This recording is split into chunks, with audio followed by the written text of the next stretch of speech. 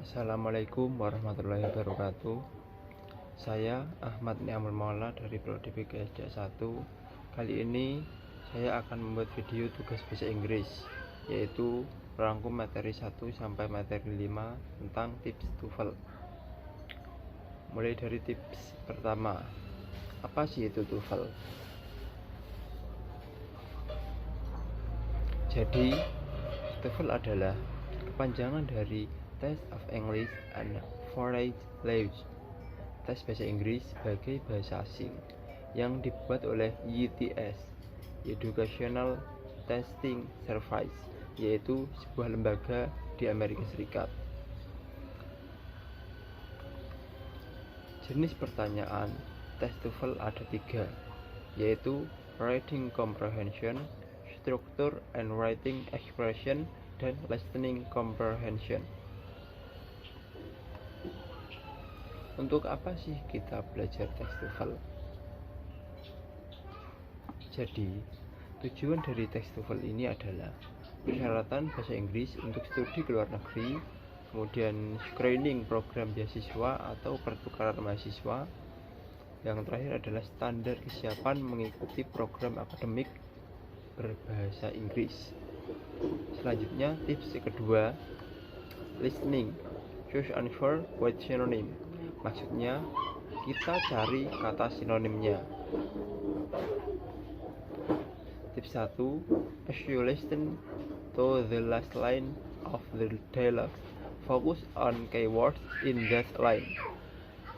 Jadi, kita harus fokus pada dialog akhir. So, if you see an synonym for keyword in a particular answer, then you have probability found the correct answer. Jadi, jika kamu melihat sinonim, mungkin itulah jawabannya. Selanjutnya, structure written expression sentences with multiple clause. Jadi, dalam bahasa Inggris, dalam sebuah kalimat tidak boleh memiliki 2 verb, kecuali jika kalimat tersebut dibagi menjadi 2 klausa dan harus menggunakan kata hubung.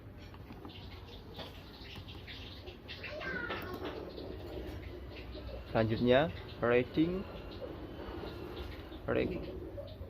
recognizes the organization of ideas. Kita harus mengetahui ide dari sebuah bacaan. 1. Read the first or the last line of each paragraph. Bacalah baris pertama atau terakhir setiap paragraf. Determine the type of paragraph. Tentukan jenis paragraf. Apakah itu deduktif, induktif, atau campuran. Eliminate answer choices that are too general, too specific, or not related at all to the topic of reading. Singkirkan pilihan jawaban yang terlalu umum, terlalu spesifik, atau tidak berhubungan sama sekali dengan topik bacaan. Do not to be long reading the passage. Jangan terlalu lama membaca bacaan itu. Kemudian, tips ketiga, listening. Avoid similar sound. Jadi, kita harus menghindari suara yang serupa. Identify the keywords in the second line of the conversation. Jadi, kata-kata di baris kedua percakapan. Identify the words in the answer that contain similar sound and do not choose the answer. Jadi, jika kata tersebut berbunyi serupa, jangan pilih jawaban itu. Selanjutnya, structure written expression. Sentences with multiple clause. Jadi, dalam kalimat yang banyak mengandung klausa. Use noun clauses consciously. Use noun clauses connector are subject correctly. Use adjective clause connector correctly. Use adjective clause connector are subject correctly. Jadi, intinya gunakan klausa dengan benar. Selanjutnya, reading with unstated detail. Temukan detail yang tidak ditanyakan. Tips yang keempat, listening. Draw conclusion about who, what, and where. Yang artinya adalah menarik kesimpulan tentang siapa, apa, dan di mana. Who is probability talking, mengacu pada seseorang. What will she or he probability do next, yang mengacu pada tindakan. Where does the conversation probability take place, yang mengacu pada tempat. Kemudian selanjutnya, structure written expression. Sentences reduced clause, atau kalimat dengan klausa dikurangi.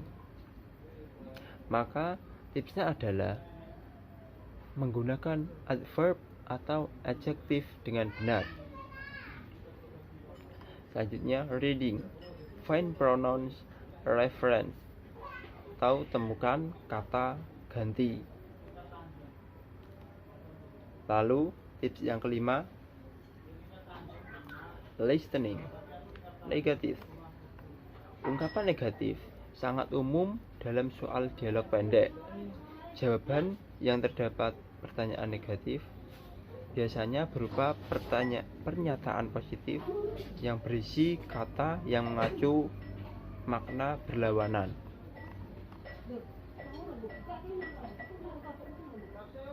Selanjutnya, structure written expression. Sentences with inverted subject and verb. Kalimat dengan subjek atau kata kerja terbalik. Sentences with inverted subject and verb berhubungan dengan kata tanya seperti what, when, where, why, and how. Kata-kata ini biasanya memiliki dua fungsi yang sangat berbeda dalam sebuah kalimat. Pertama, menunjukkan sebuah pertanyaan.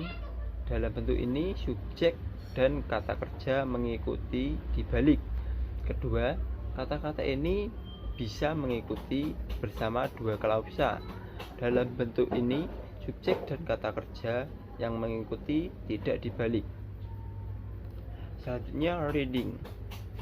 Answer implied detail question. Dalam pernyataan ini, kalian diminta menjawab pertanyaan pilihan ganda dengan membuat sebuah kesimpulan dari bacaan. Pertanyaan tipe ini berisi kata-kata implied, inferred, likely, atau probably.